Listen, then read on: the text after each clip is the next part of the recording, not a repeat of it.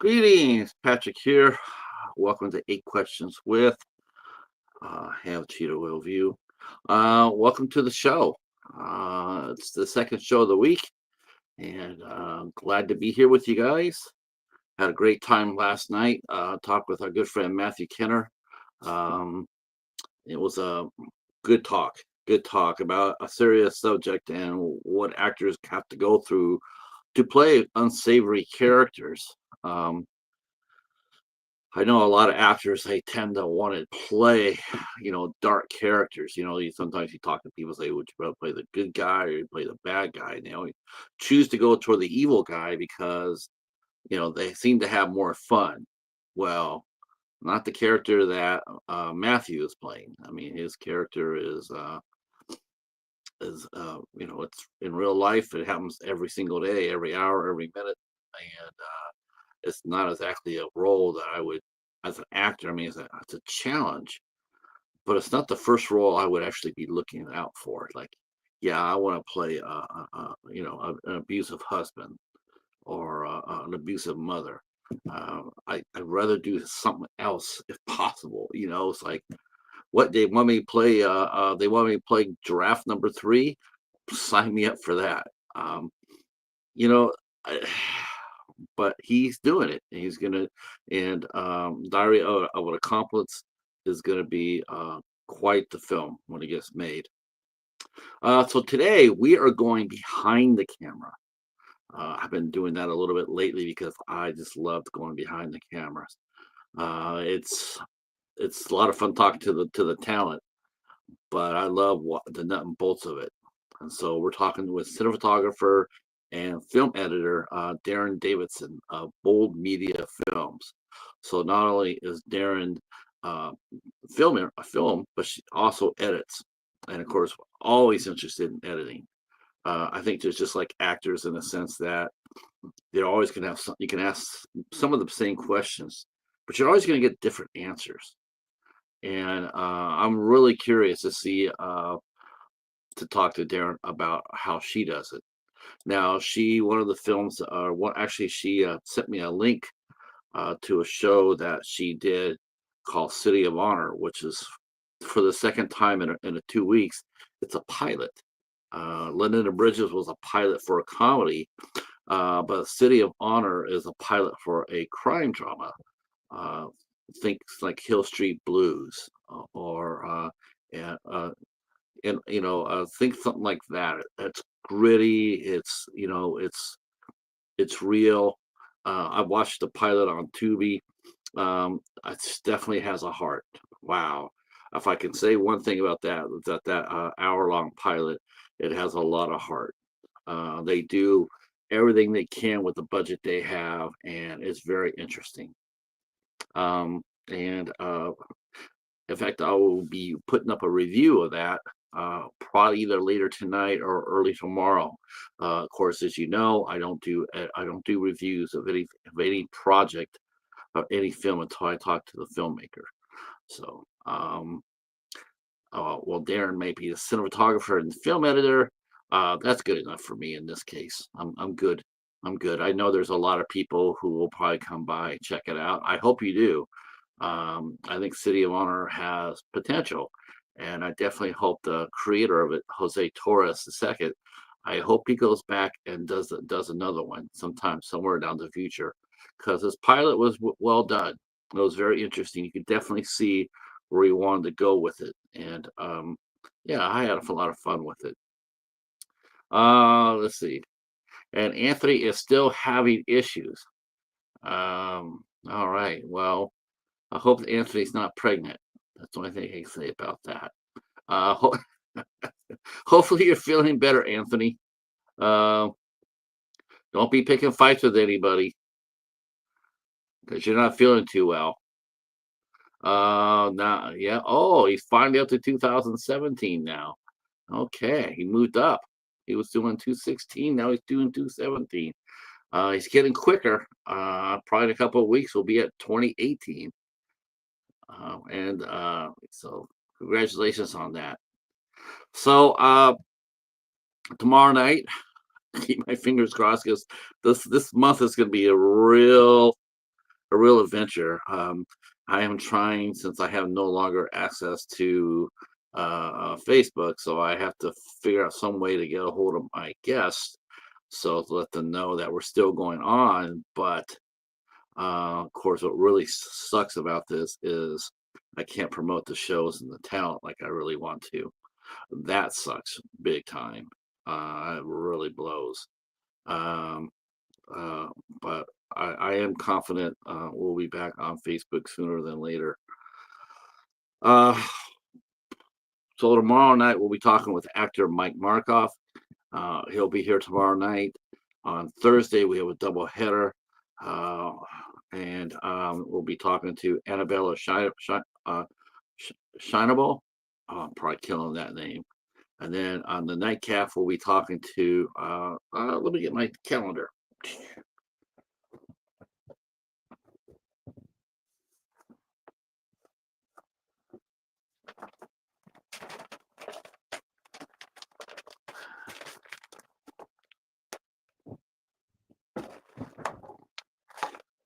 You would think after a whole month I have these all memorized, but I don't. So,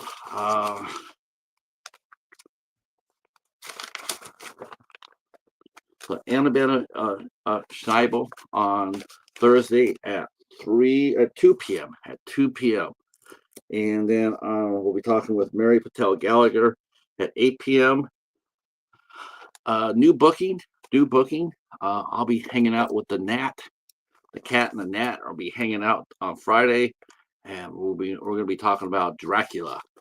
That's right. We're going to be talking about Dracula, the 1930 movie, the original one with Bela Lugosi. So we're gonna be just doing a watch party for that. We're gonna be talking about the movie and doing a watch party. Um, so yeah, I did a first for me. I think it was JT's third, but we did a live watch along last week. I think it was Saturday, and we did watching The Guest. Man, that movie was bonkers. That was an interesting movie. It's too bad it didn't do better at the box office because that really could have been interesting. Um, but we're going to be talking about Dracula on Friday at 3 p.m. And then Saturday, this coming Saturday, I will be doing a watch party here on my channel, and we'll be watching The Little Mermaid. Oh, look who's here! It's my good friend Nora. I'm probably the only person that does that too, but I'm all right with that because I love it. Nora. Uh, how you doing, Nora? It was a lot of fun hanging out with you in your channel the other day. You guys were scratching away into the lottery tickets, and your friend only came $2 short from breaking even. And I do believe Nora actually won some money. Hey, Nora. That's right. Yeah, that was a lot of fun. Now, okay, so I'm totally lost about this. I was confused as hell. So I see all those scratching coins, right? Those are beautiful scratching coins. The first scratching coin I ever saw, Pete had one. Pete had a scratching coin. But then he didn't. I can't understand what happened to his coin. Did he give it to somebody? Did he lose it? We have to get Pete a scratching coin. He's been doing it with regular coins again, but he needs a new scratching coin. I think that would help his luck. Yeah, I didn't know those were a thing. Those scratching coins are super. Those are really cool. I don't know how you guys get them. I don't know if that's a no. Pete is yeah. You know what it is, Nora. Honestly, and so a lot of us have talked about this behind the scenes, but we think that Pete has won the lottery. That's what we think. I do. I think he won. I mean, I think he won a lottery prize, and he's just like, nope. Yeah. So that is cool. So each channel makes their own. I know, right? Am I wrong? I mean, no one can prove that we because a lot of us think the same. Yeah, he's doing okay. See, that's what I thought. I had a feeling about that. We were talking about that a bunch. It's like, why? Because like he wouldn't do an interview with me, and then it was like, yeah, and we just got the way he does the scratch off every single week. And I'm thinking, you know what? I bet you he won already. And then when he went to Italy, that's what really closed the door for me. I said, oh, Pete won. Pete won the lottery somewhere down the line. But you know what? He is playing it absolutely the same way I would. All right, the doorbell has rung, so I'm going to bring into our guest, cinematographer and film editor Daryn Davidson. So stick around. Here we go.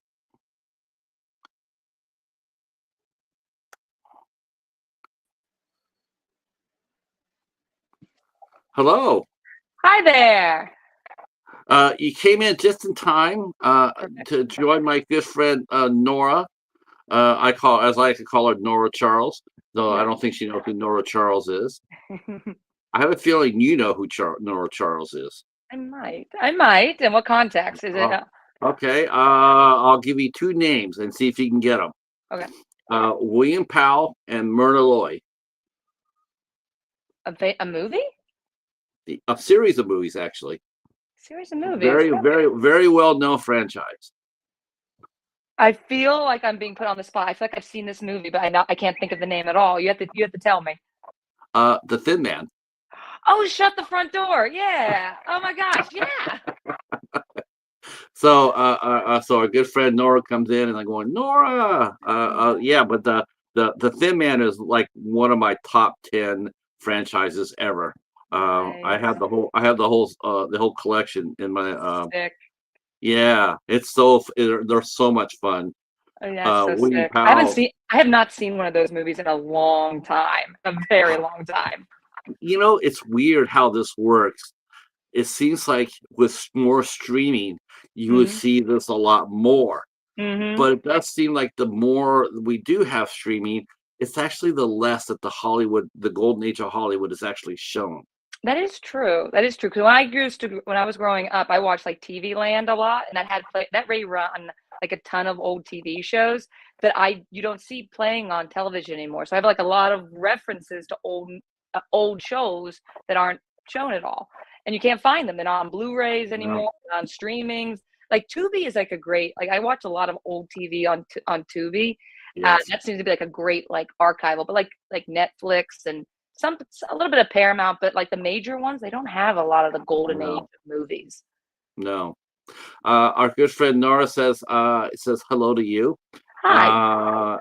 It's hi, Darren. Don't mind me. I'm a goofball. No, she's a very sharp-minded lady. Hmm. She knows. She does like her screen name is a Stock Explorer. That's not just for show. If you want to know if you want to know about the stock market, that'll be the person you want to talk to, Sick. and Nora.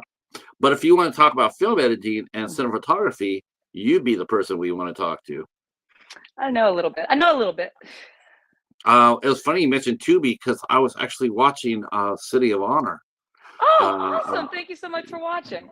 yeah, I gave it a thumbs up, and I think that episode, the pilot episode, I think it had a lot of heart.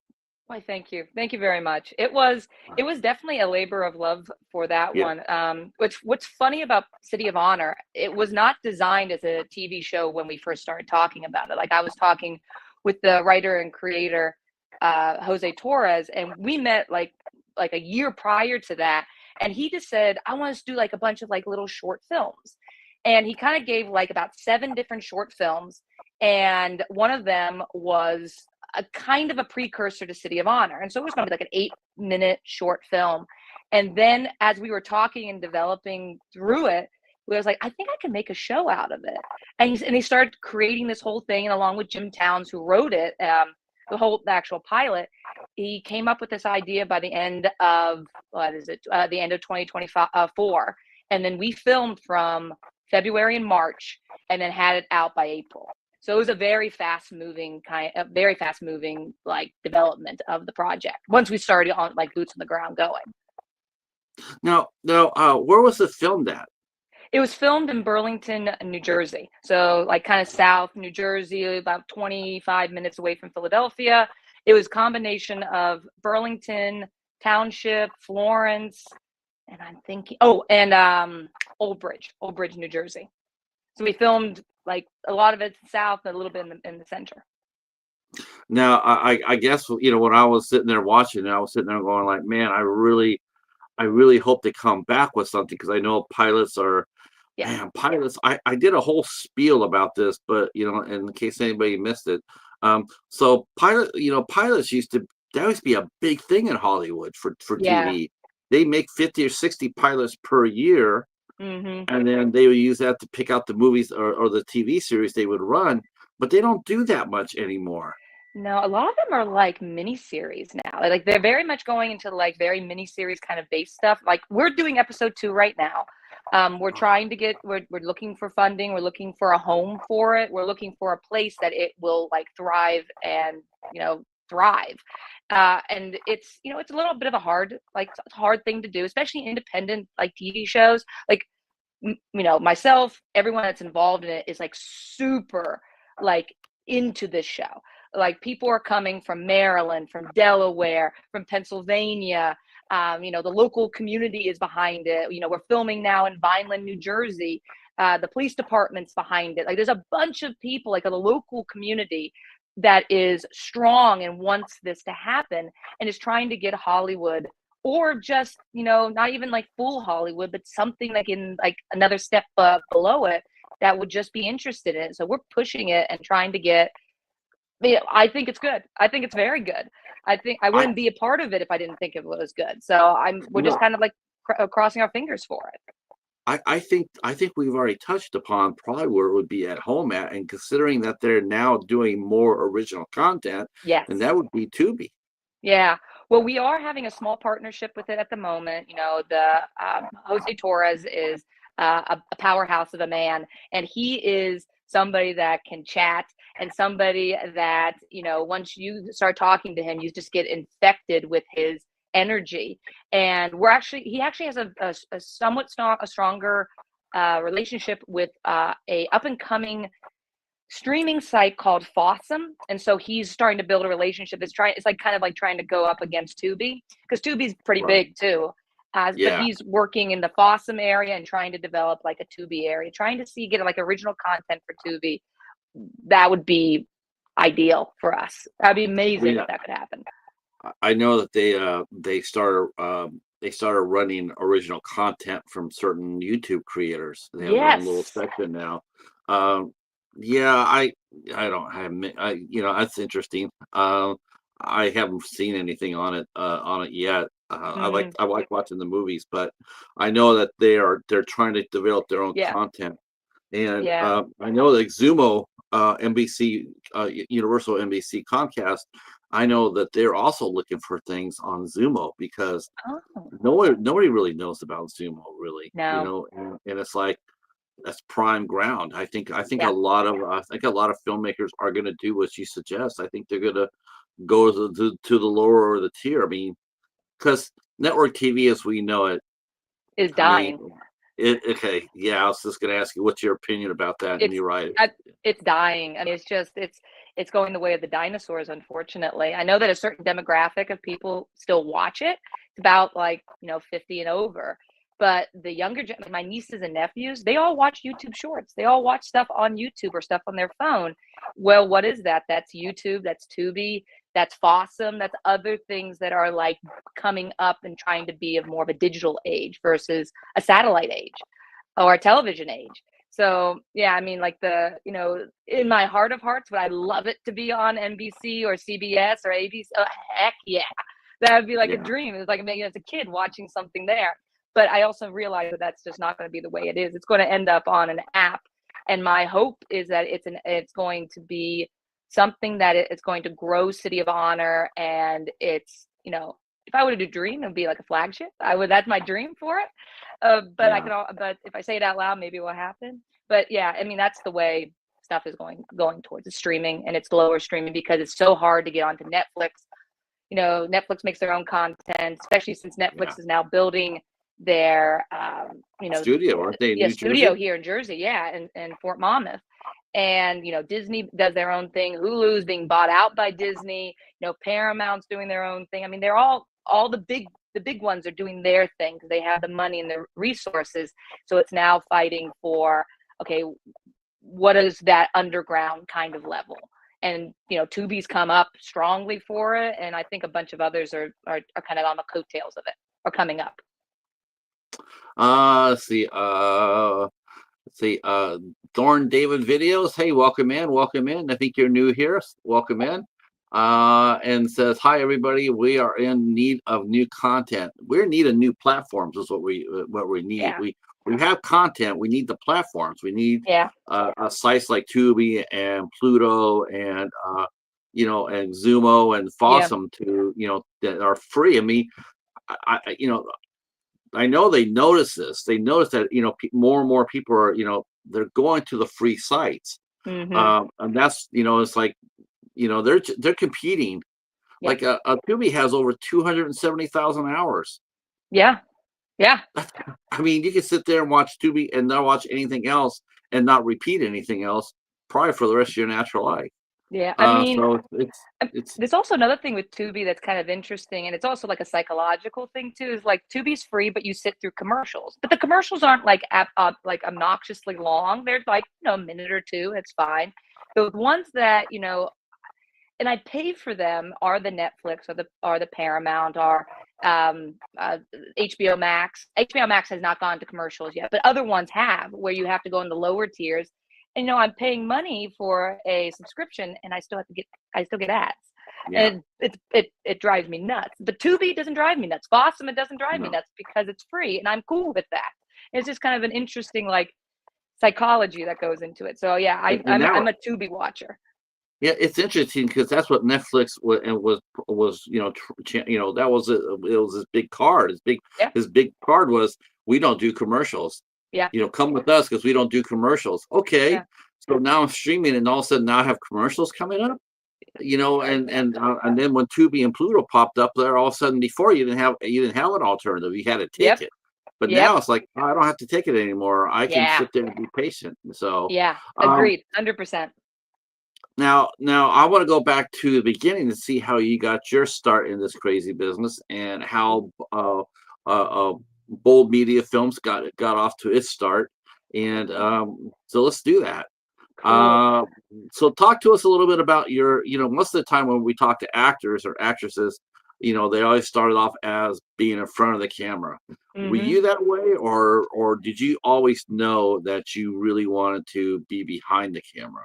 So it's funny. So I've always wanted to be behind the camera. So when I first started even thinking creatively, I didn't even start thinking creatively until college age.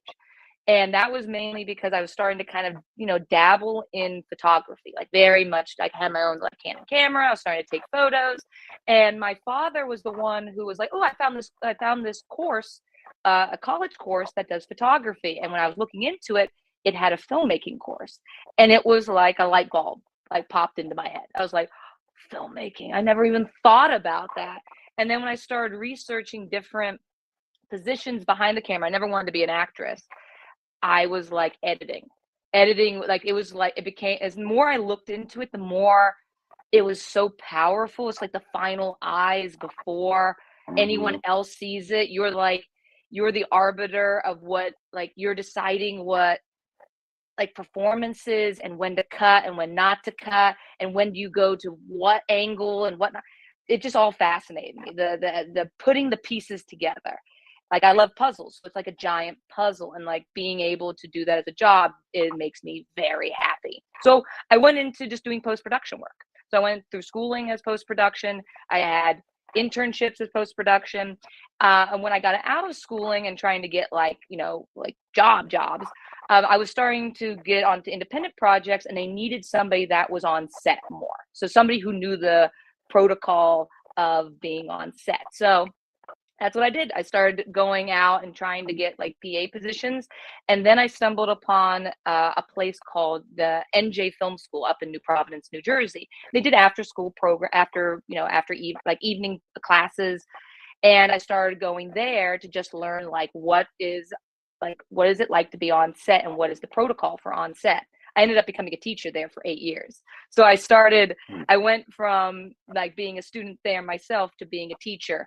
And because of being a teacher there, I learned even more about how to be an assistant director, about a cinematographer, what's a good editor, because I had to teach it. So I pushed myself greatly. I did do a couple acting things very lightly because I wanted to be able to speak if I was going to direct or was going to be on set, or if I was going to be able to look at other people's performances as an editor. I wanted to know what it was like on the other side so that I could, I could understand that part.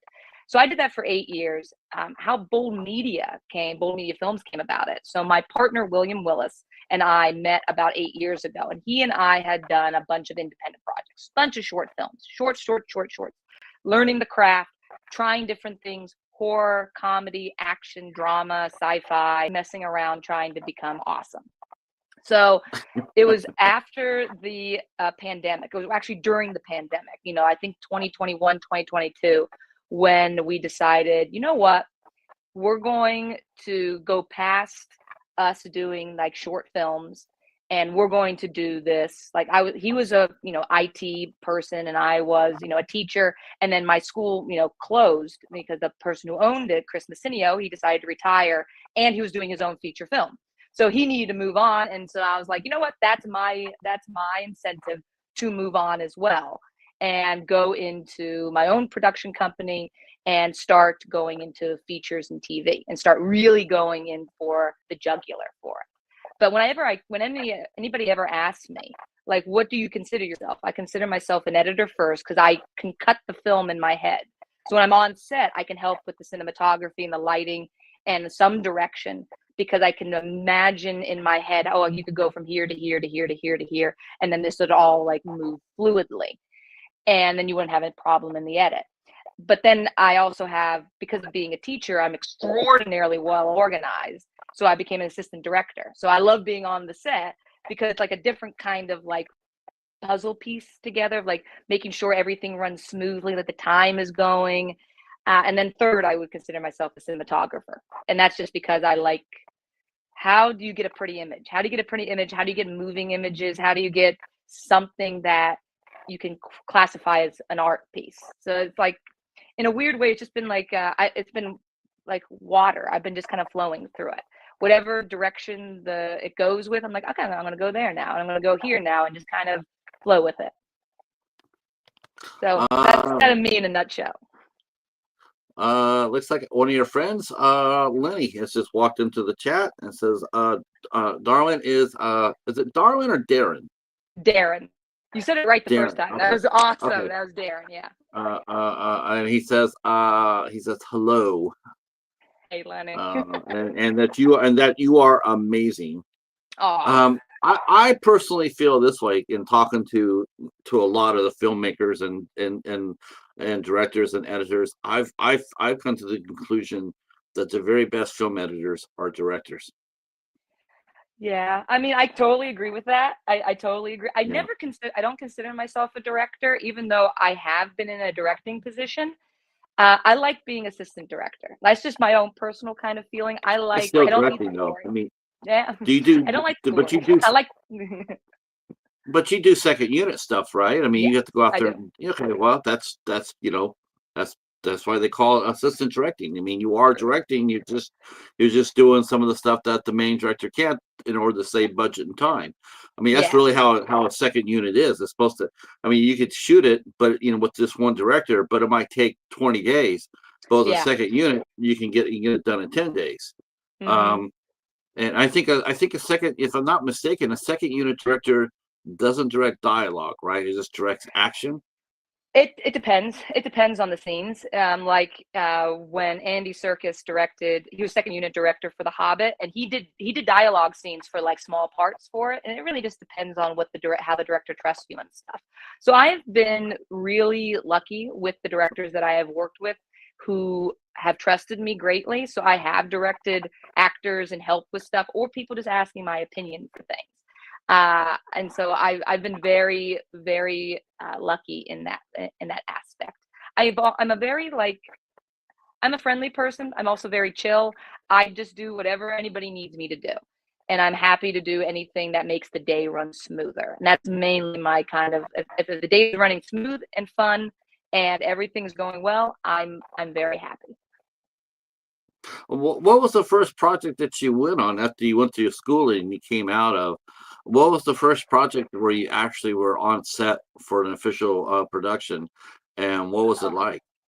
Oh wow, that was a long time ago. The first project that I was on set, what I was DITing for, was a short film called Chicken Franchise, and I was just there as to collect data, and I was going to edit this short film, and it was in a small house, and it was a cute little romantic, drama film. It was supposed to go one way, but then there's a twist at the end, and it's like a very cute film.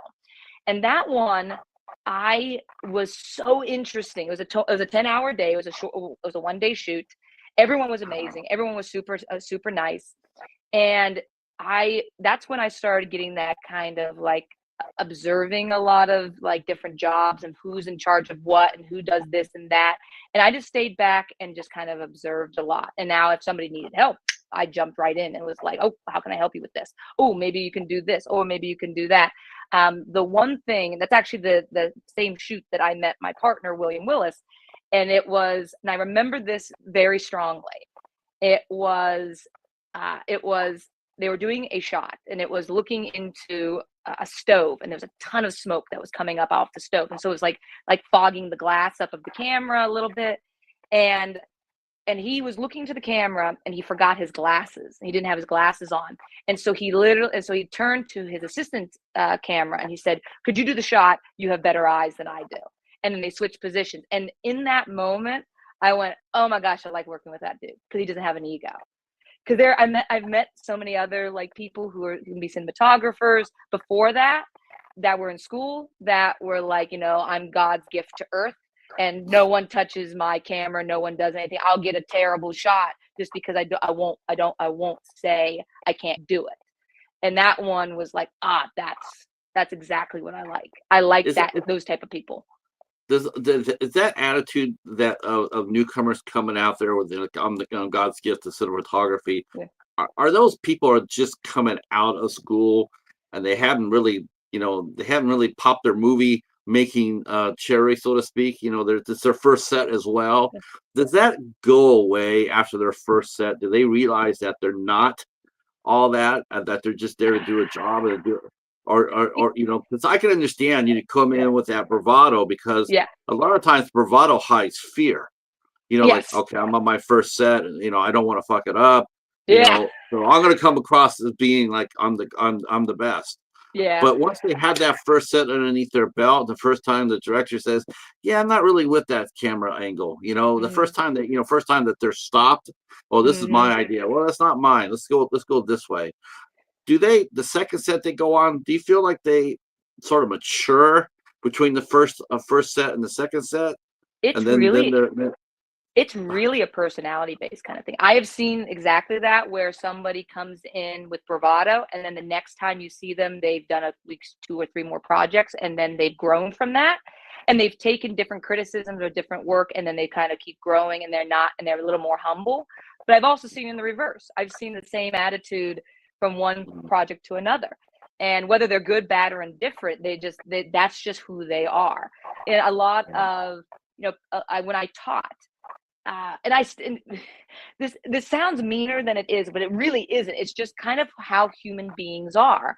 And as an assistant director, I do a lot of managing of people. You just have to work with different personalities, and I want to make sure that everyone's personality has a voice and does not, and that no one feels bad at all. No matter whether they're a strong-willed person or more of a quieter person, but there are just certain people what talent it could be talent, it could be not talent, who just come in with I'm awesome and you can't tell me differently. And I could be doing nothing and sitting down, I'm still awesome. I could be making art, I could be awesome. I could be not making art, I'm still awesome. It's really personality driven. A lot of directors can be a little like, I've been lucky that the directors I've been working with have all been super lovely. I know people who've worked with other directors who are like, they've yelled on set and they've been mean to people, they've been indecisive, and they're mean for no reason. It's not their first project, they've been doing it for like 10 20 years. So And a it's lot of those the directors, though, people. they find themselves doing that, and they find themselves looking for projects afterwards because, Yeah. or a crew will look afterwards because nobody wants to work with them. I Yes, mean, that is very true. This is a yeah, small why am I business. going to go? Yeah, It really is a small business. Like I've been on it sets really. where it's not even 6 degrees of separation. It's like 2 degrees of separation. You're just talking to somebody, and then you're like, "Oh my God, you know that person? I know that person Yeah. too." And it's just, and you're like, "Oh my God, have we never met?" I was working on a feature film called Galaxy 4, and the production designer, actually a bunch of people on the set, they were talking about this movie, and I was like, I vaguely know of this movie. I don't know, why does the name sound familiar? Why does the name sound familiar? And then I saw the poster. And when I saw the poster, I like sharply turned to the production designer and I went, "Were you on this movie? Like this movie? Did this premiere at Garden State at the Cranford Theater like roughly 3 years ago?"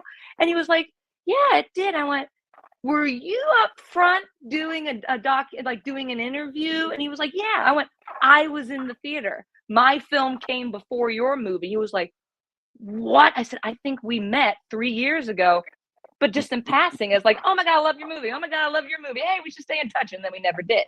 But then we ran into then we'd been working together, no lie, 3 weeks before I realized that I had seen his movie and he'd seen my movie like 3 years prior to that.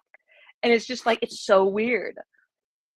That's interesting you mentioned that, and I about let's talk, and then you never did. Now Yeah. I've noticed that with actors that like a lot of interviews, you always hear, especially the bigger movies, you always hear them talk about, well, it was like a family. Oh Yeah. my God, if I had a nickel for every time I heard that, right? Yep. I remember the first person I ever talked to doing this a long time ago, and her name was Kim Poirier. And I Mm-hmm. remember asking Kim, I saying, because I asked her about this, I says, because we're talking about the movie that she in. She did a movie called Decoys. Mm-hmm. Great movie, by the way, very underrated. Um, and she did a movie called Decoys, and I said, what was it like afterwards? I mean, do you guys, when you guys have a rap party, do you guys just go around and exchange phone numbers and stuff? Sort of like it almost seemed like high school with a letter Yeah. book, the letter, Mm-hmm.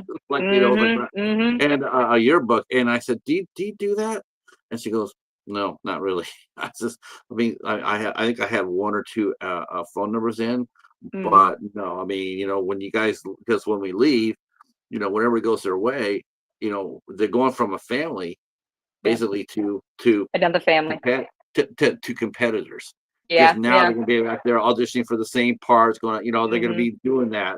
And Mm-hmm. but is that like that for behind the scenes as It well? is. It is. It really is. I always called it summer camp, especially when you're working with people for a long period of time, over weeks or months or even years. There was actually Lenny who jumped on. I did a film with him, Love Lives On. It's going in the festival circuit right now. He was the director for it, but we did it over weekends. And because of people's schedules and all of that, we did it over 2.5 years. So it's 2.5 years where we're seeing all the actors and crew. And I call it summer camp because you just try to stay friends, distance, but you don't exchange phone numbers, you exchange like Instagram handles. But where are you on Instagram? You on Facebook? You on TikTok? Let me follow you there. Let me follow you there. And you're close. You're so close because it's so contained, and you're on top of each other for so long. But then when rap's over, last day, have a rap party, everyone goes away, and you stay in touch kind of, but everyone's busy. Everyone's trying to go for the next job. Everyone's going to, going up and down, Jersey. They're going to New York. They're going to Pennsylvania, going to Delaware. We're just, vagabonds pretty much, and just kind of, and then we stumble upon each other on set. Like, oh my God, I didn't know you were on set. Oh my God, that's so great. It was good to see you again. Like that kind of stuff. Yeah. That seems that just seems so weird though, right? Like, wow, how come you didn't call me and say hi? My birthday was 2 weeks ago, but you didn't, like, No, yeah. oh well, I'm so sorry. Yeah. But yeah, I was just wondering about that, like, because the competition for, in a way, actors, they could have 30 roles. Mm-hmm. But there's only one cinematographer, there's only one editor, in a well-run movie. So the competition must be absolutely fierce. It can be. It can be. That's why, have you taken a job?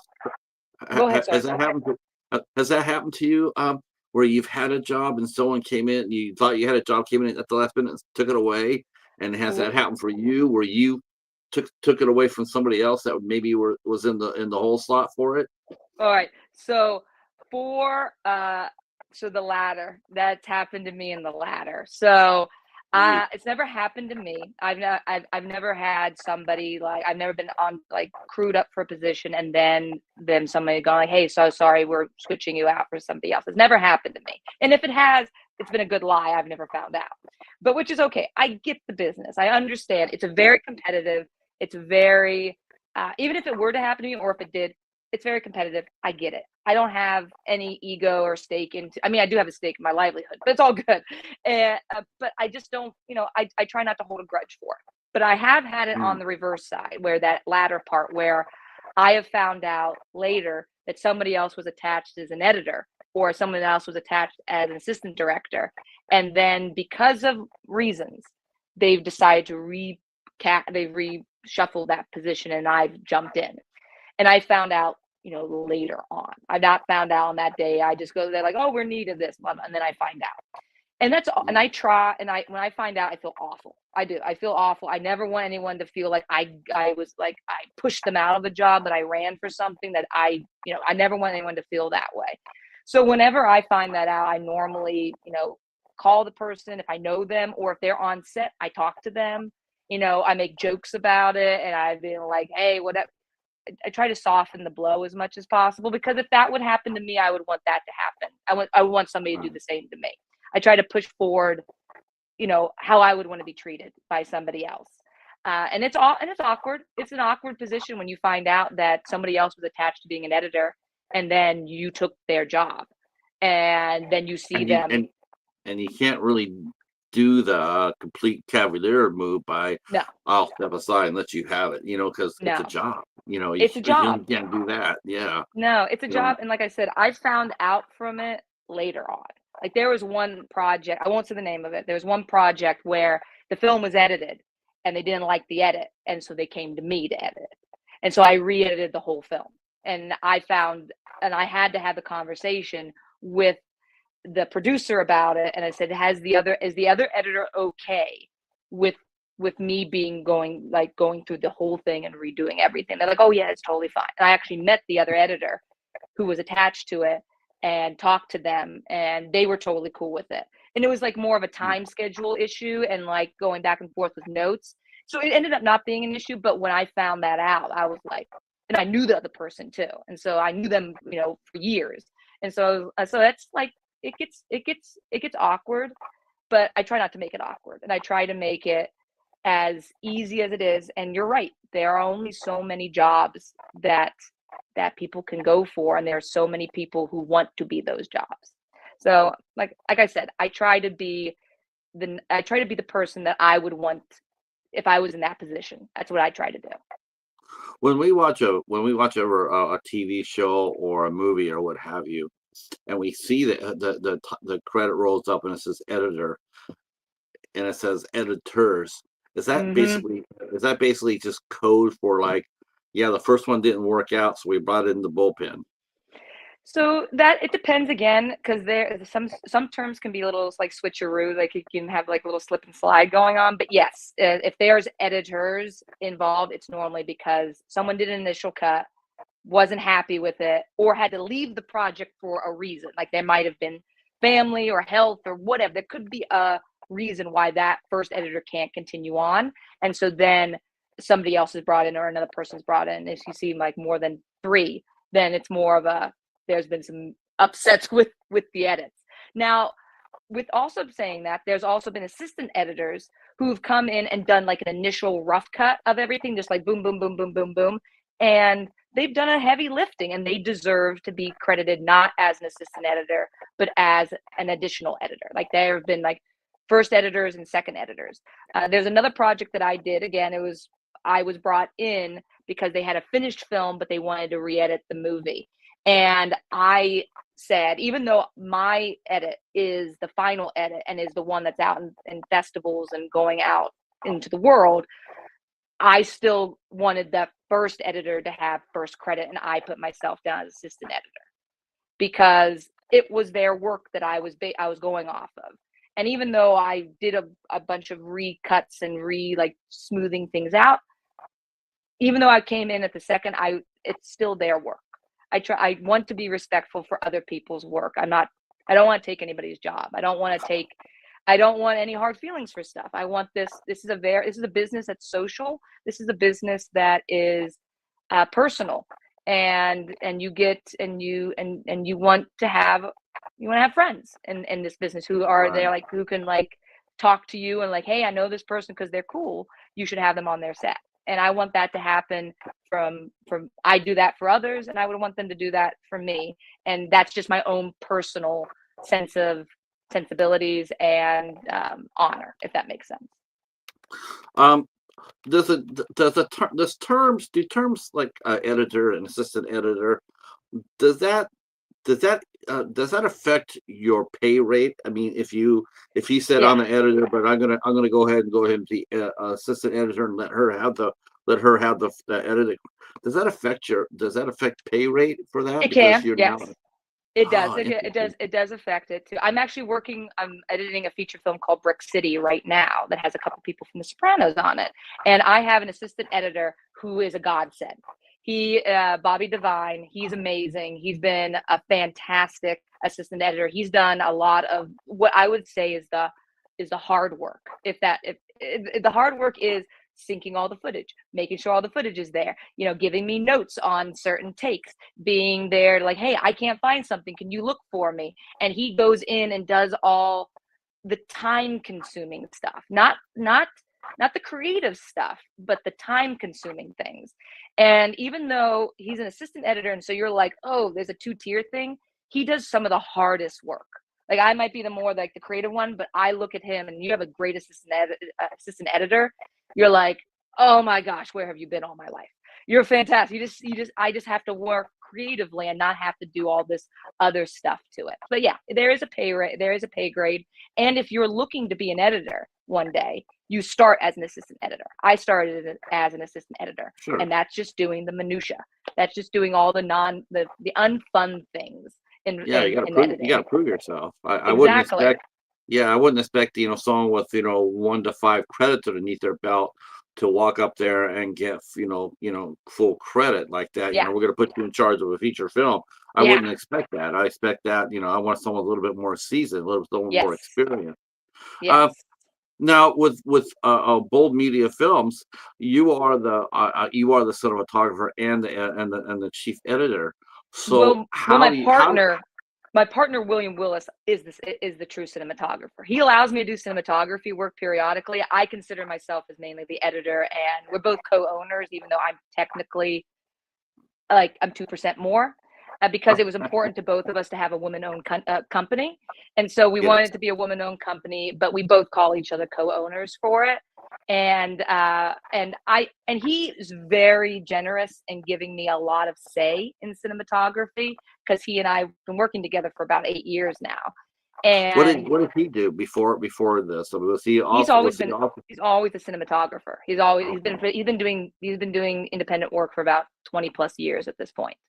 And then he's also a stunt coordinator as well. And then, daytime job before he fully went into filmmaking as his full time, he worked in IT. So it's perfect because if I have an issue with my computer, I'm just going here. IT dude, fix this for me. Fix this for So me. he's also stunt coordinator. Did he do Yeah. the stunts for City of Honor? He actually, Jose Torres was the one who did stunt coordinating. Now, Uh, William, my he did a partner, now great job. he helped in some aspects because there were some things that we tried to do and it just didn't look good on camera. It just didn't look good. So he would step in to be like, no, you have to do it like this. But for Silent Steel, he was the stunt coordinator for. There's another film that we did, Retaliation. He was the stunt coordinator for. Galaxy 4 has some stunts into there with non fighters or stunt fighters. He was a stunt coordinator for that as well. So he's been in martial arts for like 30 years, and I've been in martial arts for about 15. So that's one of the things that we talked about, like when we started kind of working together. I take it you probably both do Tai Chi. Well, he's like Ishinryu, Japanese martial arts, and I'm more Korean martial arts. So I did Taekwondo and Tai Chi and a couple other things and Qigong and everything, all that jazz. Leandro Duarte is here and says that you're just the best. She was in City of Honor. She's the mother for in City of the little girl, Amanda Duarte, Right. who is in City of Honor. Yes, her character was sadly killed off. That's Mia is the daughter. Maria is the mother who gets killed off in City of Honor. Is this Maria here, or is this Mia?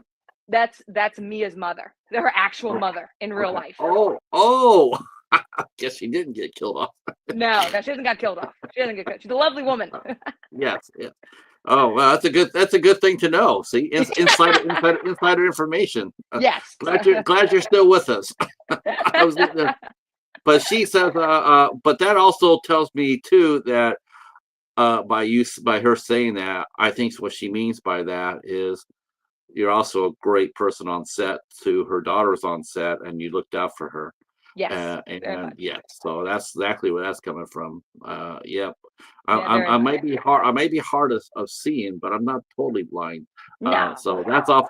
What is it like? What is it like to work on a set with someone like Mia? Work, small, especially especially as far as when you do pick up like assistant director or a second unit. What's it like to work with a child? Cool. What are some of the tricks that you use to help them out in case they struggle a little bit? Totally. So I use it. I was a teacher for 8 years. So I worked with 5th through 12th graders. So I worked with kids for a long period of time, and I worked with them in filmmaking. So it was post-production work, pre-production work, distribution, acting, directing, all that stuff. So I have a little bit of a cheat because I've worked with kids for a long period of time. And so when I'm working with a kid on set, I try to be I don't baby a kid because I how I am with adults, I'm just a little bit softer with kids. And I want them to feel comfortable on set. I make sure the parents are comfortable on set with the kids, with what we're doing. When you're working with the kid, you have to have no matter what age they are, the attention spans are only a certain length. You cannot work a child the same way you can work an adult. Hey, you have to keep doing this. You can't be mean to them. You can't be doing things that you would, like just being cavalier with a kid on set. This is make believe, and then they're like, we're in a make believe kind of in a creative field, and people take it very seriously. But kids should have fun on set, and so I'm somebody who wants to make sure that the kid and the parents are having a good time on set, and that they're liking what they're doing, and that this is just pretend. And like, if you're going to be crying, if you're going to be emotional, if you're going to be telling a joke. One of the things on City of Honor, the first day, I mean, not the first day, but on one of the first days that I worked with Amanda Duarte, Jose Torres, who plays Dante, in real life, he has 3 boys. So he in this scene, his character has only a daughter. So he comes home, and in the episode, he comes home and gives her this loving hug and asks how she was, with her aunt. The first take that we did, he comes over and gives her a bro hug. It was like, "Yo, how you doing?" I'm like, "Whoa!" I was like, "Whoa, whoa, whoa, whoa!" And Time out. time out. I was like, time out. No, we're not bro Bro, hugging. Yeah, no we're not bro hug. hugging. No, we're not doing No, bro hugs. no, and you I- can't call her bro either. no, you can't call her bro. And so I'm the youngest of three, and my dad's only had girls. So I went up to Jose and I was like, "Do you have any daughters?" He went, "No." "Do you have any sisters?" "No." "Do you have any cousins that are younger than you?" He went, "No, no, no, no." I'm like, "Okay." So I said, fathers that have daughters are very loving. They think they're cute. They think the girls are cute. They want to hug them. They want to kiss them. My dad, I'm 34 years old. My dad still hugs me and still kisses me and still thinks I'm cute. So it's just you're a girl dad. That's just what it is. And so I turned to Amanda and I said, "When your dad comes home, what does your dad do?" And she was like, he hugs me and kisses me all the time. And the dad was like, "Yep, that is correct." And so that that opened up the awkwardness of being emotional with not a stranger but somebody that you don't know that well, and just kind of like putting laughs onto the set. And I'm asking her opinion. What would you do in this moment? What do you think? What have you experienced at this time? Just to lighten the set for a kid, to be honest. I mean, she is 13 going on 30. I mean, she's extraordinarily mature. So it was a very easy thing to work with her. But working with kids, it's just making sure that they're having fun, bringing them into the conversation, and just, making it fun for them. And that's kind of my time on set is I want to have fun while making something awesome, with whether it's adult or whether with a kid. So I try to keep that kind of going on set, no matter the age. One of the for this one I get right, I promise you. One of the actresses on City of Honor just walked in, Danielle Harper. Danielle. And Daryn is amazing. Everyone should have the opportunity to work with Bold Media. That is very cool. That's a ringing endorsement. Thank you very much. Yes. I will be putting the link to the City of Honor down in the description box below, so you guys can go over to Tubi and watch it. Thank you. And then you can come back tomorrow and read my words about it. Yeah, I reviewed it, but I don't post reviews until I don't do reviews until I talk to people. Just something to us future journalists should watch out for. It's always better to try to get the interview first, so because it really does help out when you do reviewing. I found out that it's better to talk to the talent first, the cast and crew first, because then you can see what they went through. That's really cool. That's really nice to do. That's a very interesting way. I don't know many people who do that, who review like that. That's very cool.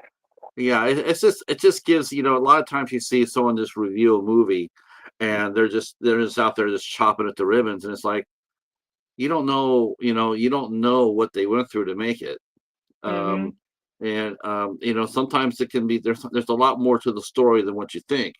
So sometimes just try to, there's some movies are just bad. There's nothing you can do about it. You can sit there and talk to every single cast and crew member. It's not going to save the movie. That does happen. But I just feel like it's better just to talk to the talent first to, get their side of things. I'm really enjoying this. I hope you're having fun. I am, very much so. Thank you so very much for having me on. This has been awesome. So okay, I want to talk a little bit more about, I really enjoyed looking at your resume. I was sitting here looking at it, editor, cinematographer, camera and electrical department, sound department, a second unit or assistant director, additional crew, script and continuity department. Now, I've heard a script and a continuity. I've heard that is actually probably one of the three top jobs on a film after director and editor. So what does a script and continuity person do, and why is it so important? Oh, totally. I mean, having a great scriptie on set is fantastic. A script supervisor, it's somebody that is reading the script, while the actors are going. So they know the script just as well as an actor does. They're taking photos on set. They're making sure that things are being reset between takes. So if there's a glass of water that's a certain height, or, they're making sure that glasses are being put back into place the same way, pens are going, props are staying in the same area. They're also somebody that helps with the continuity of camera. So where is the 180 line? So depending on what kind of angle that you're filming in, if we're going to jump the 180, we're going to fly over to here. Well, script supervisor would also be like, hey, like, you can't do that unless you add something else, because how are you going to cut this in editing? I've done script supervising work to being helpful with props, making sure they go back to place, with actors with lines. I read with them. I'm reading during it. I'm making notes of lines being changed. So if there's a word that they just keep stumbling over, it goes into like, hey, do you want to change that? And then if you need to change it, I'll go talk to the director and make sure that that's now noted, like it's being changed on set, that it's going from the to if or whatever, or the phrasing gets changed. I make notes. I have a notepad. I have the script with me, normally on a binder, on an iPad, and I'm going through it, and I have notes, and I'm like putting down takes that are good, that are bad. This happened at this moment. I'm making camera notations too, from white balance to lens change to T-stops to like the director said this was good, but I noticed this, or the slate changed at some point. Like, I'm making notes for the editor. So I'm doing things for the production and for the editor to make sure that when it comes down to the footage, because you can have hundreds of hours, especially on a feature film, hundreds of hours of footage to go through, and you're handing it to somebody who's not been on set. They have no clue what's going on. So I make it my job to make sure that there's a lot of notes so that people can review stuff and make sure everything's in place. If there's a slate that goes from like 17, like scene 17M, but then for some reason it goes to 17W the next scene, I'll make notes of like, oh, we're going to pick this up on a different day, so these letters are going at a different point, or because we went out of order, we actually changed shots that were going to happen. So don't worry if you don't see these numbers, these letters. So it's great for actors, to help with actors on the day, to know the script and be there ready to go for lines. It's helpful for the camera department to make sure that they're not doing something like, because in the moment you're like, I'm just trying to get the shot. I need to get this shot. And like, whoa, we have to think about this, that, and the other thing. And then it's also for post-production and production for the producing crew, so that they can see what's going on set. Do cinematographers, do they actually forget? Like if I'm filming a shot and I'm filming it, okay, and then it's okay, wrap, moved on to the next one, and then the next day you come back and okay, we're gonna redo the shot again. Do camera people actually forget what they did? You used a different lens on this one. I noticed that you used a different lens. Oh shoot, maybe they're setting it for the next shot. They put the new lens on.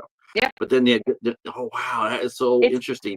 I wouldn't say forget. I would say more slips your mind. There's 1,000 things that are going on set at the same time. People are talking, especially if you're a DP. You're talking to the director, you're talking to the producer, you're talking to the actor, you're talking to the lighting department, where the lights are going, what's happening here, oh, that's soft and that. I mean, there's 1,000 people coming at the camera department, at the DP. So yeah, they're like, the assistant camera operator is the one who's helping to change the lenses, who should be also on track of like what T-stop that we're using, what white balance that we're using. It's like a bunch of checks and balances. There's always somebody that should be like checking the other person's job, not because you think the other person does their job badly, but you're just making sure there's a continuity of the look of the film.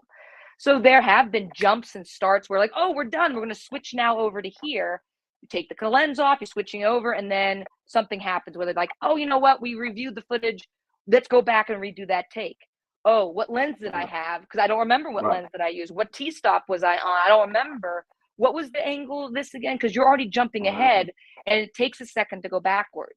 So it's I don't call it forget. I call it more of like, there's so many things that are going on, and it's just good to have other people behind you who's dedicated, that's their job to know what those are, so that they can be like, you do this, you do this, you do this. Great. Now I can do my job, and I can do my job well. So that's what when we see, because sometimes they'll show behind the scene So the person we see with this badass notebook, Yes. that's the continuity person. Yes, that there's two people with a big ass notebook, and that's the assistant director, and then that's the script supervisor. And both people have two separate jobs that they're working on when it comes down to like who's doing what. Like assistant director, that one person, like when I do it, I'm going from one department, I'm doing like a giant loop of circles. I'm going from one department to the next department to the next department. Hey, how are you doing? What do you need? Hey, how are you doing? What you need? Hey, how are you doing? What you need? Hey, and then start it again. Hey, how are you doing? And when I'm doing AD, I'm making sure like how much time do you need? Because we need to start at this time. I can give you this amount of time. Hey, we're jumping from this scene to this scene. Do you need line reads at this point? So I'm just making sure that everyone's moving and everyone's knowing what's happening. And then script supervising, you're the ones who's reading the lines. You're the ones who's making sure continuity. You're making sure that the props, like the production department, the production design, they're doing the props too. But it's everyone's just helping everybody, and they have their own job where they're focusing. I think that's probably the one thing I think most of us people who go to the movies, that's probably the one thing we don't think about it. Because sometimes I look at it like, how do they do that? When do they do that?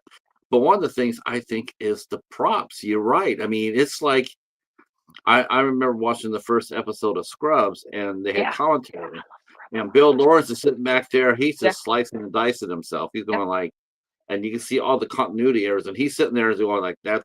Whoever the director was, I should fire him because it was him. Yeah. Well, but he's sitting there.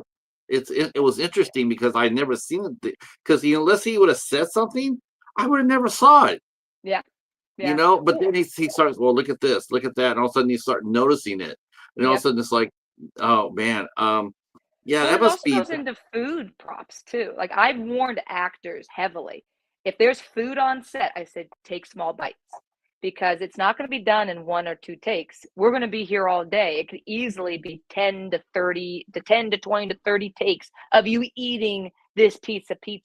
And every time you have to have a new slice of pizza. So if you're in the scene and you take 3 bites or you finish a slice, well, guess what? You have to do the exact same thing in every other take that we see you in. And so there have been actors, I've heard horror stories of actors who like, oh my God, I love pizza. And then they're just sick. They just can't stand that. So they have a bucket off to the side and they take a bite and spit it out as soon as possible. So I always warn actors, like, hey, if you're going to eat, take small bites and be prepared for this to be a long time. Slow chewing just to help yourself, because you're going to hate it afterwards. And you have to keep doing the same thing over and over again. Have you seen anybody actually get sick like that? I have not seen someone who needed to be like, throw up or like spit into it, but I have seen like by like the end of day, they're like, I'm never eating this ever again. I'm never eating this ever. I'm like, okay, we're gonna wrap up. We're gonna have we're getting pizza tonight, guys, for the crew. Oh hell no. No, I will be eating something else. Yeah. What has been tell me your 3 biggest challenges that you've had as an editor, and then I want to get into editor director relations, but what are 3 of the movies that you're most proud of, the editing job that you've done on it? Because I think you're also right. A good editor can save a movie. It really can. A good editor and a good composer can save a movie. Yes, music can be. Yes, very much so. So the first one that comes to mind that I'm very proud of is a film called Bound by Bushwick, and it's a biography drama. And that one was a situation where somebody had to leave during the filming, and that one was dealing with a high-end camera. That was dealing with very high-end footage and trying to make my computer work for it. That one was like a 30-minute film that I did. I'm very proud of that movie. There's another film that I did called The Last Musician. And The Last Musician was the first time I had ever worked with 6K footage. And that one was a fantastic, that one we edited over, I think, 3 or 4 months for a short film. And that was also a 30-minute short film that we did.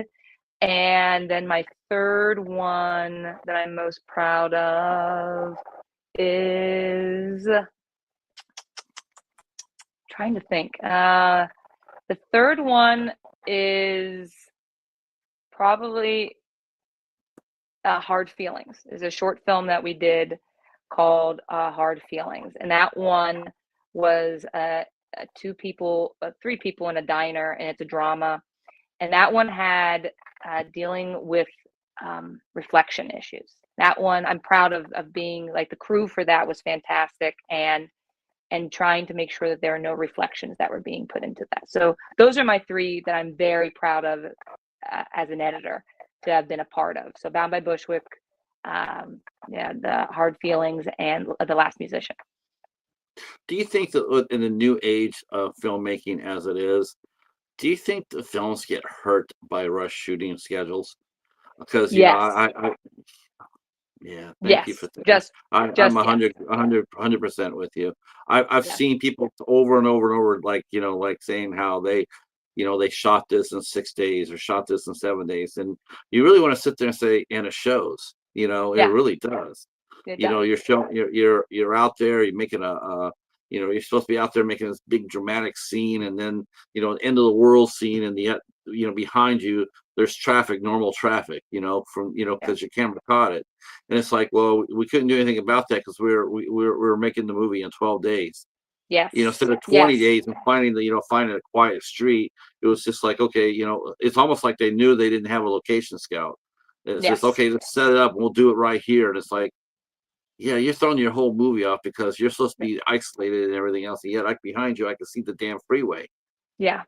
That It made, you can do a film in a day or two, but you have to just do it smartly. You have to recognize what you have access to, and you have to be realistic on how long things take. And that's the hardest thing that I think people who don't know how setting up lights and camera, because they just have no interest in it. I don't expect anybody to have all that knowledge for stuff, but that's where an assistant director comes in, especially if you are somebody who does a lot of filming, is you can then start anticipating how long something is going to take.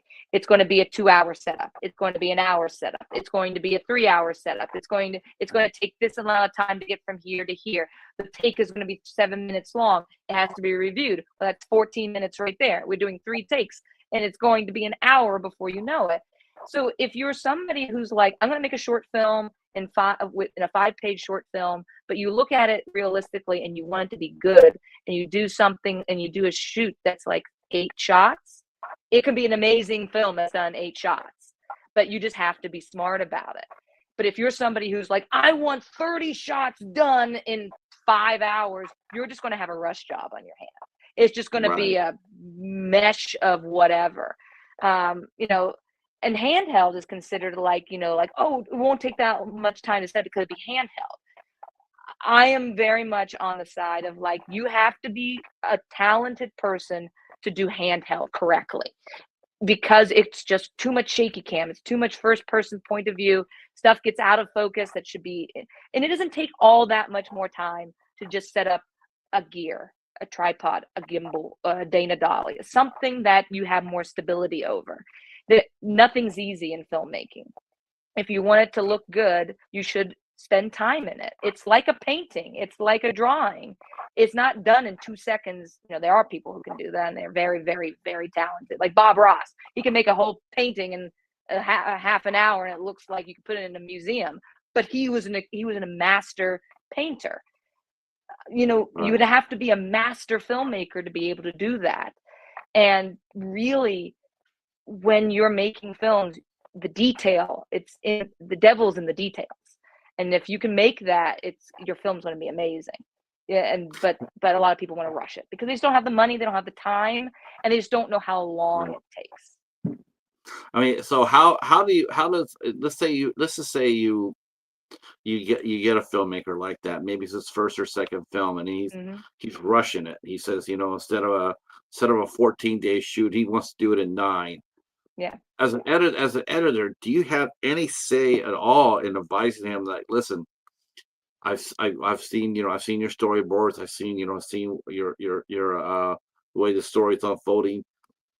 Is it, can we do the, can, is it okay with you if we stretch it out, 12 days to give you and me a much better chance to make this movie look really nice?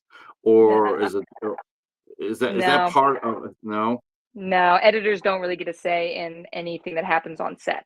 So I'm just handed the footage. I'm just handed and told what like, here, this is what you have, and then you have to work with it. Good, bad, or indifferent. This is just what you have to work with. As an assistant director, sorry, I can give people can ask my opinion, and I'll happily give my opinion. But in essence, it does not come down to me as the decision maker. Even if I were to strongly recommend, and I always say too, I have a strong recommendation, but you don't have, but you do whatever you think is best. Do what you feel is best, and I will try to make it work.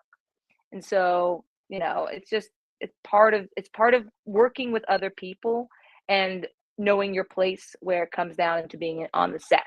If you're not a producer, if you're not a director, you really don't have a say in what occurs. You just kind of have to try to make it work as much as possible. Who has the ultimate say between to an editor? I mean, let's say that you're editing a film that that director A is, it's his movie, but there's producer A on the other side, and they both come to you with different things. Like, Hmm. I like this to be featured, or I like this Hmm. to be featured. Who has the final say in what you do and how you cut? Oh, that's a great question. So it depends. Well, that's a great question because I have had differing notes. So from people, and in essence, it comes down to having an awkward conversation with producers and going, who gets final say. I can try both notes, but if they're contradicting each other, I can't make two separate edits. So I can't make these things, like these two contradicting notes, work with each other. As an editor, I try to find, I talk to the director, I talk to the producers. Sometimes I've worked with sets where it's only the director that I've talked to. There have been sets where I've only worked with the producer. I've never met the director. The director didn't get a say in the edit. So it comes down to, I guess, the money man. I guess that's the best way to put it. Who's my paycheck? Who am I getting my paycheck from? That's who I'm going to be going towards. Is that right or wrong? I mean, and I've worked with producers who have, like, producing partners who have been amazing, who've had contradicting notes, but then they talk to each other and then they hash it out within each other and then they come to me as a unit, which I love. That's great. Yeah, That's yeah. fantastic. Um, when I'm editing something, I do weekly reports. I put down like how long I've been working on, like the days I've been working, how long I've been working, what scenes I've been working on, what issues I've been running into, what issues that I can see running into, sound problems. I make detailed notes so that people can see what I'm doing, so that that people just go like, oh, could you hold it for a second longer? Or, hey, could you do X, Y, and Z? And I would have to go, well, you don't have that footage. Or, no, I can't because it ended with cut. No, I can't go to that take because it goes out of focus. So I make sure that when I'm talking to somebody over email, over the phone, I'm giving very, very, very detailed stuff. But when it comes down to who gets final say, I can't say what's right or wrong with that. It's just like, how do people work with each other? And it's just trying to make it be a nice working environment. Right. It's almost like being a part of a bunch of different companies, and you're getting different managers every couple of months, and you just have to work with that different manager and how that Yeah. person works. That's interesting you say that, because one of the things I notice, like, whenever I watch independent films, before, if you go to a theater, it's like Universal or Paramount, Mhm. or just the one name. But when you get Mhm. home release, it's like there's like 8 or 9 different Yeah. companies listed. Yeah. So to me, it's like, like if Bold Media Films is listed on there, Mhm. how does that play out? How do you get involved in a movie like that where they have all these different production companies? but who gets the action? Who's doing the cinematography? Who's responsible for the editing? Who's responsible Hmm. for the composer? You have 8 Hmm. different production companies with all in-house people. So Yeah. who gets the lion's share of that? How is that determined? So there's always a number one production company that goes into it. Like there's always a number one. So that's the person who then hires different people from different production companies. So my production company is attached to Galaxy 4 and Love Lives On. And it's not because we put in like producing ability. Why we got put into our logos put into it and we're in association with is because we would go above and beyond. It would be with Love Lives On. We helped with, the lighting, with the cinematography, with helping with, set designing, helping with positioning. And we're just doing things to help the day move on. And Lenny Gata, who is the director for it, was generous enough to go, you guys put in a lot of work. I want you to have a production credit to it. I want your production to go into it. Same with Galaxy 4. Galaxy 4, even though I was assistant director and my partner William Willis, he was gaffer, we did a couple other things on the side. We helped with stuff. And then they were generous as like, we want to have it be in association with. And that's happened with a couple other projects.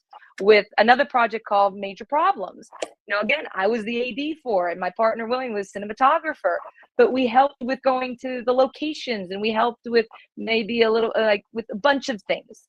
And it's just being, and it's like, you guys did stuff more than you had to do. Like, we had our job and we could have stayed within our job.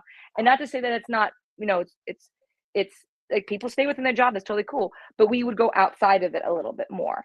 And so Right. that was more of like a generous thing. So when you have like a bunch of different like production companies in it, it could be people who have given money, it could be people who have donated their time, it could be people who have helped with locations. It's just it can be a partnership of like a monetary partnership thing, and it could also just be like, hey, you helped make this film happen. We could not have done it without you. So we want to also put you down as in association within the production, as this company as associated with us. So that's where, that can be, especially in independent circles, that happens a lot. That's I always wondered about that. I'm watching this movie called Save the Date, and I'm sitting there and I'm watching, like the 4 or 5 different production companies, and I'm like, how does that work? How do they, like, Mm-hmm. do they each get a shot at it? I just didn't know. It's just one of Mm-hmm. those weird things you see because you don't see it on the theater. It's Yeah. always just the main studio and that's it. But Mm-hmm. home release, all Mm-hmm. of a sudden it's like 10 different companies. It's like, Yeah. oh, why? Okay. Um, Yeah. Now I guess the last section we'll go into that we'll talk a little bit about because I know this is important. We mentioned it briefly, and we want to see what your role is there. So not only do you work with the director and the producers, but we mentioned about working with the composers. Yes. So how does that work as far as how does that go in terms of how does that affect your editing? Mm. Do either one of you? I mean, I would think of all the collaborations, that one probably be the one that an editor would work with the most would be a composer almost. It's funny you You say know, that because I almost have no speaking with the composer. I actually really. have, I really don't. In my post position, again, it depends on how everybody works. Everyone works differently. I work the way that I feel is best for productivity. So as an editor, I finish the film. So I get into picture lock, and once it's in picture lock, when my producers, directors, whoever is my immediate boss goes, the film is done. It's now moving on to the next department. That can be coloring, that could be the colorist, that's the sound engineer, and that's the composer. And my job then is to assist them in what files do they need. I can send you an AFF file. I can send you the film in whatever resolution that you need. They might have questions for me of how I edit it, like what software I'm using, we're just doing like very like technical kind of conversations. But I have no say when it comes to like when there should be a stinger, when their music should rise here and shouldn't rise. Now, when it comes to those types of conversation, like where music goes or where it should go, I have conversations with either the director or the producer of, is there going to be music underneath this? Is there going to be something that's going to like build at this point, because I can edit it so that it makes the composer job a little easier. Maybe that's not the right word, but it gives them like gaps, not speaking gaps, but just like thematic or artistic gaps where they can see, oh, music goes under here, music goes under there, or there's going to be some sort of special sound effect that happens here or there. I'm on this Brick City that I'm working on, the feature film Brick City. I make the producer, the director, the producers and the directors I'm working with both, who've been fantastic to be working with. I make little notes of like, sound effects, stingers, phone rings, phone, the voice from is coming from the phone, or the voice should sound different. So I'm making visual notes for the sound editor so that they know, oh, there's supposed to be a sound effect that goes here. Oh, they want this and that to go here. I'm just helping. I have no say when it comes to where or what any of it sounds like. I just try to be an assistant then to them. So once you edit the film, you pass it on to the sound department. They look at it, and then they look at your edit, and then they try to fit their sounds to fit your edit.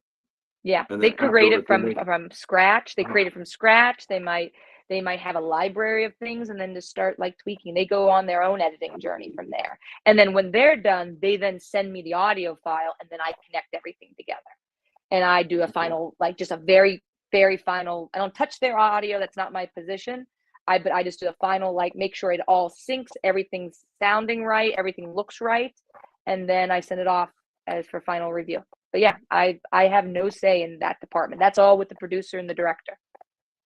What 3 movies have you done are you most proud of?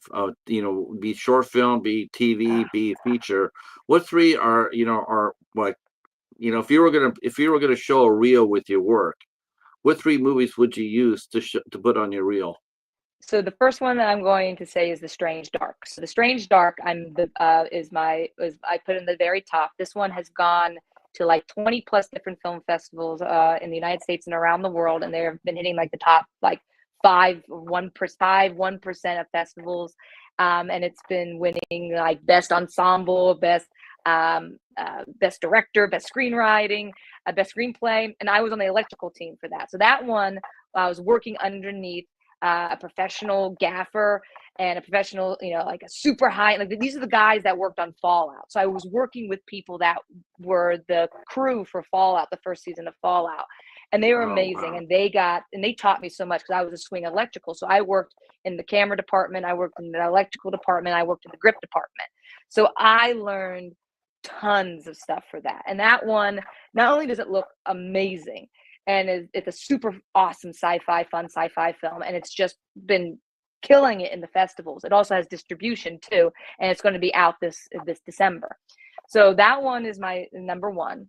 The next one that I'm super happy about, like I'm like just like it just shows my work off the best as a crew member, as a filmmaker, then City of Honor comes second. It's one of the things that both my partner William and I have said is probably the best looking thing that he and I have done. Like we're very Really proud. We're very proud of how it looks, and we were very hands-on in the production for it. So the look of it is something that we're proud of. And also, total side note on this one, a small little story. We filmed the 4 days in February, and then we finished everything in March. In the first 4 days, I did a rough cut of just the scenes that we have.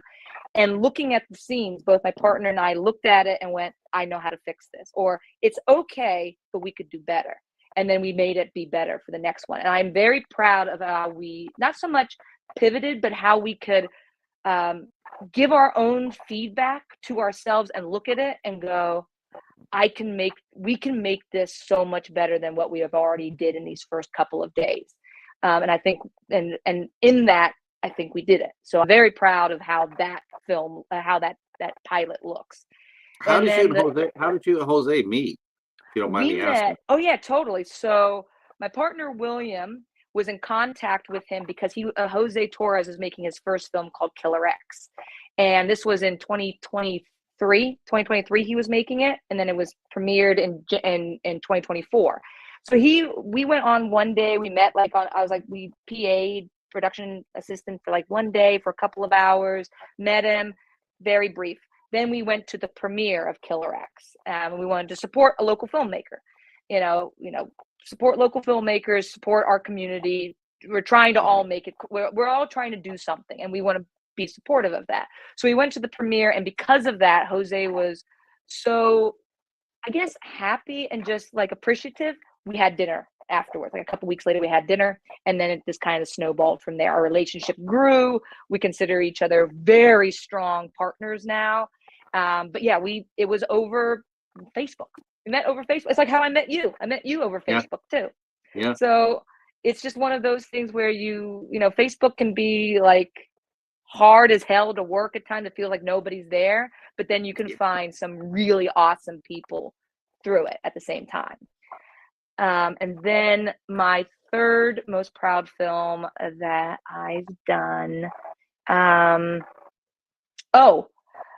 This one I'm extraordinarily proud of is a project. I'm trying to decide if I want to do an editing project or a production project. I guess I'll do a production project for it. And then I'll do a small, like little side, like editing project. So very proud of a short film that we did called Fire the Valkyries. So that was a true, honest to God test. We decided as a production company, we were going to test our own knowledge on having a film that had two actresses who were not fighters and do a full stunt choreography for them that worked for them. We worked over 6 weeks with them.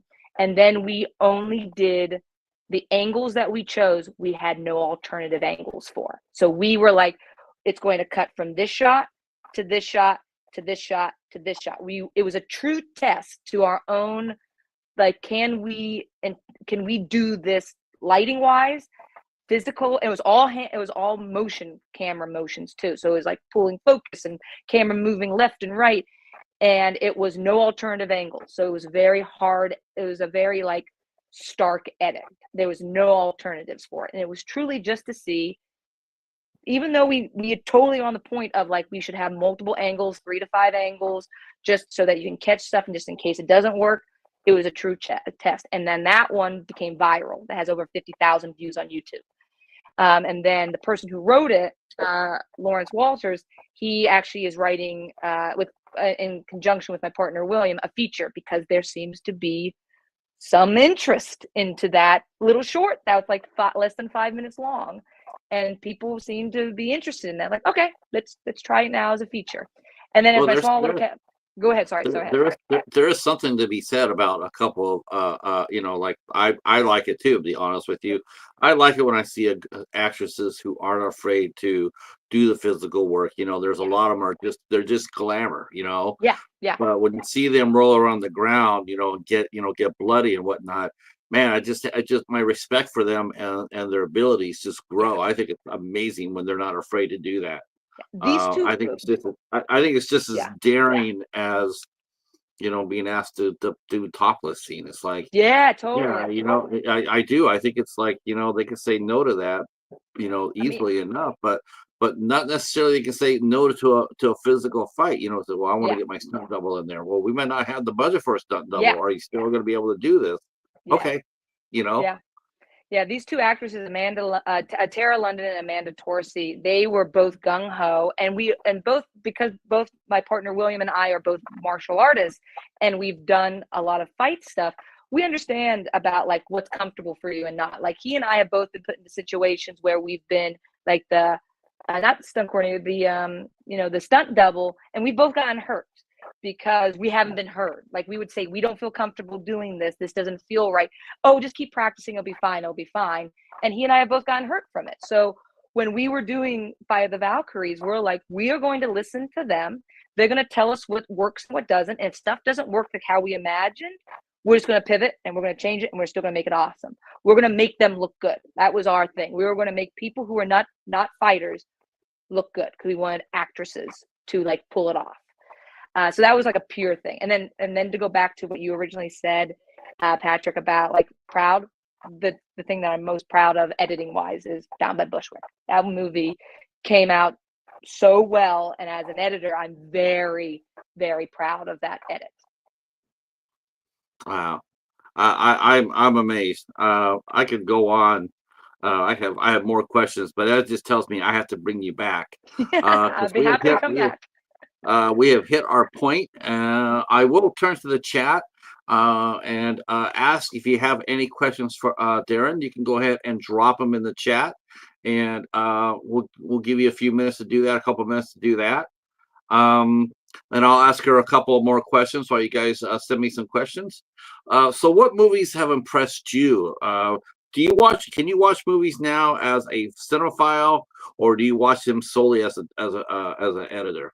No, I watch them as almost like this is going to sound weird. I enjoy films. I love movies. I try to watch a movie every day, not more than one. I try to watch TV all the time. I mean, I love filmmaking. Like, me being a filmmaker has not taken away my love of filmmaking, of being just a watcher.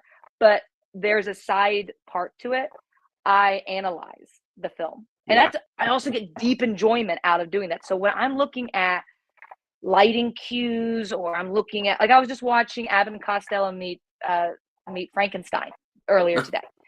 And I love that movie. I've seen that movie for like since I was a kid. I've watched it every year for Halloween. I love that movie. But I'm watching it and I'm looking at the background of how they light darkness and how it's not dark and it's still, but how do they make, like, there's a candlelight that's supposed to be hitting two actors' face and it's on the table like a foot away from them, and they had this perfect light hitting their face. Like, oh well, they had the light down here, they had this light that's streaming through a window, they have a cucaloris that's in the background, they're just doing all sorts of stuff. So I watch movies as, well, how do they do that, and how could I do that? And I would love to know how to, and I would like to try how to do that with, they had like multi-million-dollar gear, but I don't have multi-million-dollar gear, but I could try, and I want to try that. So I look at movies like that nowadays. I love going behind the door. I do. I mentioned this many times before, but I'll see horror fans, because and they'll be talking about all these horror movies. They'll be talking about it like, this and that, and we're like, that's great, you saw the movie, but don't you ever just look at it and go, how they do that? Yeah. Now, I know some people will say, well, I don't want to know, I don't want the magic to be taken away. Me, I'm just curious, because I'm just like, that's just strictly amazing how they did that. And I want to know what the actor was thinking. I want to know what the actress was thinking. I want to know, I want to know what the, how it works. So that's how I look. I don't look. I look at movies for enjoyment too. Yeah. It's funny you mentioned Abbott and Costello, because right before I came over here, I was over on another stream, and they were talking about Abbott and Costello meet Frankenstein. I got that one. I got that in an Abbott and Costello collection. I was like, maybe I should break that out. I mean, it's 1948. Let's break it out. Oh man, I love that movie. But I like the one thing that I deeply miss with streaming being so readily available is DVD commentaries, like commentaries from the directors and actors and producers and writers. I loved commentaries. Yeah, me too. Hearing how they did it on the day, how they came up with stuff, how they give shout outs to like the costume designer, like how they came up with like that stuff, to me was like just gold, and just so interesting about what it was like for however, like the couple months that they worked on projects. I love DVD commentaries. I do too. I know Bill Lawrence is really good at that. Zach Braff he does commentary on his films. The guy that did Darren Bousman, Darren Lynn Bousman. I think he's from Jersey too. He does commentary on all his films. I'm with you. The one movie I'm watching tonight, Save the Date. Yes. Yeah. I'm a huge ISC film fan. Yeah. So I love their movies. So I picked this up, so I'm watching it to review, and I'm listening, I'm watching it through, and then I'm listening to the commentary, and then I'm seeing how he did it. And then I really now after that, after that, I'm really gonna be looking at it like, wow, he did such a sweet movie here. Lizzie Kaplan and Allison Brie. So then he did Immaculate. So Yeah. I'm thinking, what a great contrast. I can't wait to sink into it. Yeah. Thorn David Videos mentions, what is your favorite movie of all time? One that you can watch over and over, and it's like watching it for the first time. That's a great question. That's a fantastic question. That's a fantastic question. So the movie I could watch every single time like the first time is it's Terminator 2, Judgment Day. Oh, That nice. movie, Nice. I love that movie. I've seen the commentary. I've listened to the commentary a bunch of times. I love that movie. There's not that movie to me.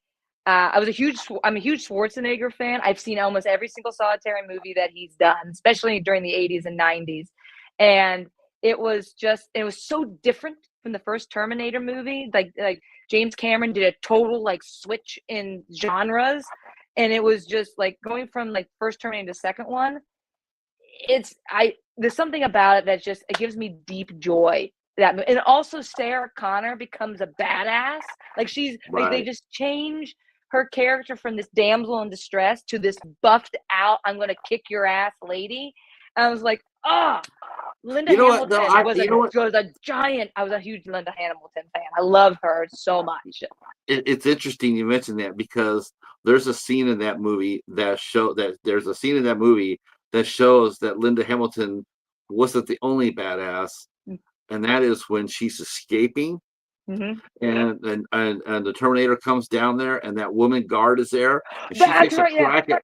Hell yeah! I was like, you go, girl, because she was fearless. She was fearless. She just says it, cracked him across the face. I'm going like, damn, respect. I was like, respect. okay. Yeah, respect, I was like, definitely. Yeah, wasn't the only badass out there. Yeah, and I don't know if you know this or not, but I'll add this in because I think it's so freaking cool. So I was watching Michael Rosenbaum. He does his podcast, and he had Edward Furlong on the show. Yeah. Oh my God. Yeah. And Edward Furlong has has a well-known history. Yeah, he's been sober.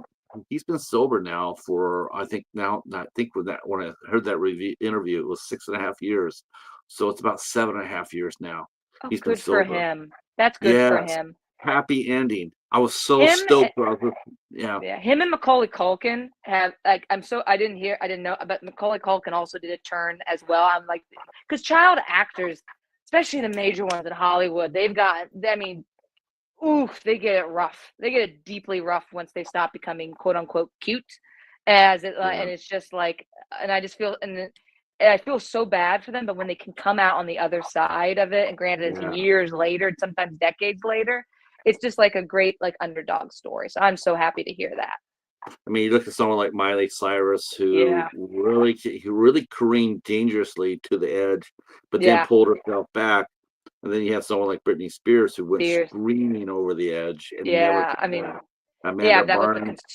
conservatorship, her father. Like, there's just so many things where you hear Amanda Bynes too, with like mental illness too, and it's just like you just feel awful because again, that kind of goes into when you're asking me about kids. It's a delicate situation to have a child on set in an adult setting. And it's just like, you have to be mindful of that. And I get it. You as an adult, you're working and you're just trying to get your job done. So you're just not paying attention, thinking of a little kid who's on set. I just need to do my thing, and they're not doing the thing that they need to do. And so I'm going to be hard on a child for it just because I need them to get the thing done. It's just not fair.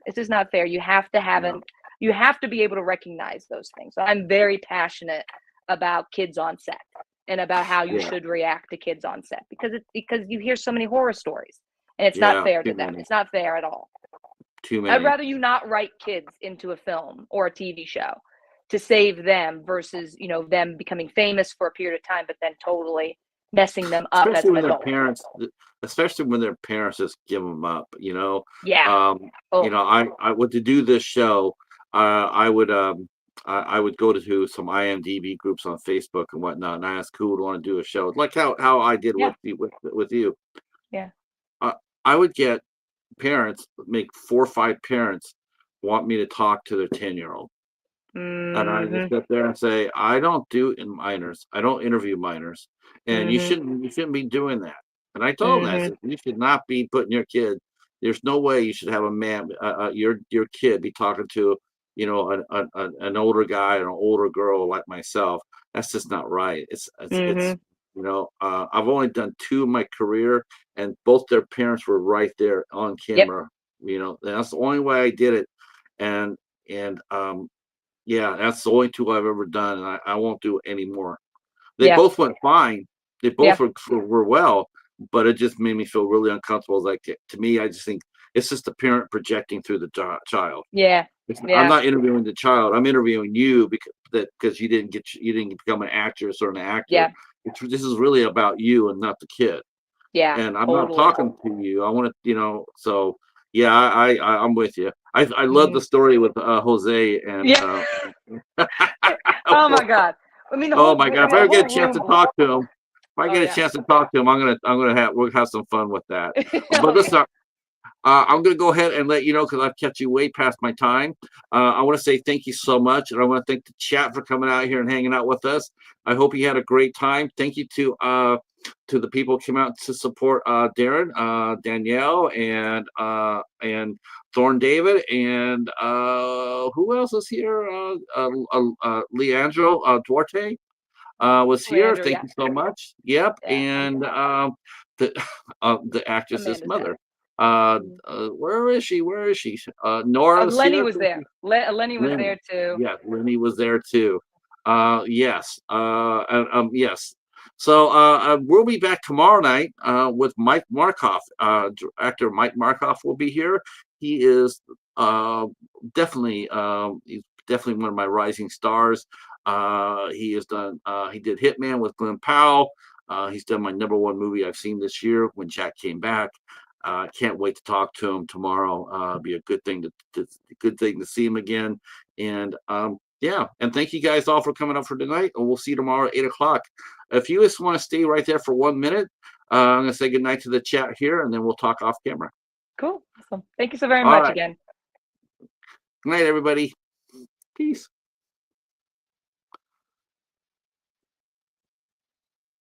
That was fun.